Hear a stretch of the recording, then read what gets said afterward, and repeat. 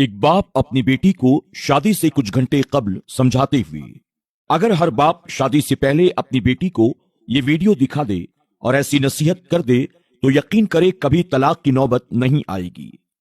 بیٹی، یہاں تم نے جو کچھ بھی کھایا پیا، کبھی وہاں اس بات کا ذکر نہ کرنا کہ تم نے اپنے ماں باپ کے گھر اچھا کھایا ہے اور یہاں تمہیں اچھا کھانے کو نہیں مل رہا ہے۔ پیٹ میں جو چیز چلی جائے کچھ ہی گھنٹوں میں اس کی لذت ختم ہو جاتی ہے اور یاد ہی نہیں رہتا کہ کب ہم نے کیا کھایا تھا۔ کھانے پر کبھی کسی کے ساتھ بحث نہ کرنا، جو کچھ مل جائے شکر کر کے کھا لینا۔ بیٹی، جس طرح تم نے اس گھر کو اپنا سمجھ کر صرف اس گھر کی تعریفیں کی ہے، اسی طرح اس گھر کو اپنا گھر سمجھ کر اس گھر کی ہمیشہ تعریف ہی کرنا، کبھی برائی نہ کرنا۔ بے شک اب وہی تمہارا اپنا گھر ہے۔ بیٹی اپنے باپ کی باتوں کو دھیان سے سننے لگی۔ باپ کہہ رہا تھا، بیٹی تم نے ماسٹرز کیا ہے، مگر اپنی پڑھائی کا روب اپنے سسرال والوں پر مت استعمال کرنا۔ کبھی ان کو یہ نہ کہنا کہ میں آپ لوگوں سے زیادہ جانتی ہوں۔ بے شک اپنے گھر کے معاملے میں وہ تم سے زیادہ جانتے ہیں، کیونکہ ہر گھر کے اپنے الگ الگ اصول ہوتے ہیں، اپنے الگ الگ معاملات ہوتے ہیں۔ بیٹی، شوہر کو کبھی پیٹ دے کر نہ سونا، کیونکہ اللہ پاک عورت کی اس حرکت سے ناراض ہو جاتا ہے۔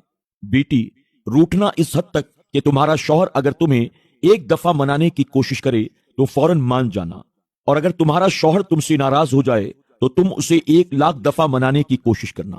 اگر وہ 1,00,000 دفعہ منانے پر بھی نہ مانے تو تم اپنی کوشش بار بار جاری رکھنا اور اسے منا کر ہی دم لینا۔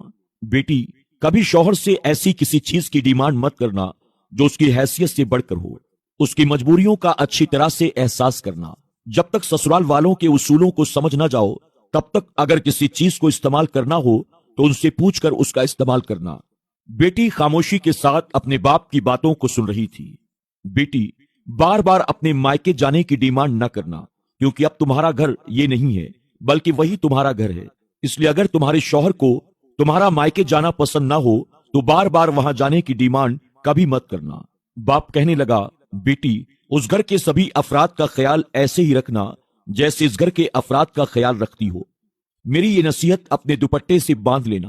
شادی کے بعد تمہارے سر سے نہ دوپٹہ سرکنے پائے اور نہ میری نصیحتیں۔ دوستوں، کتنی کمال کی اور کتنی با اخلاق نصیحتیں ہیں۔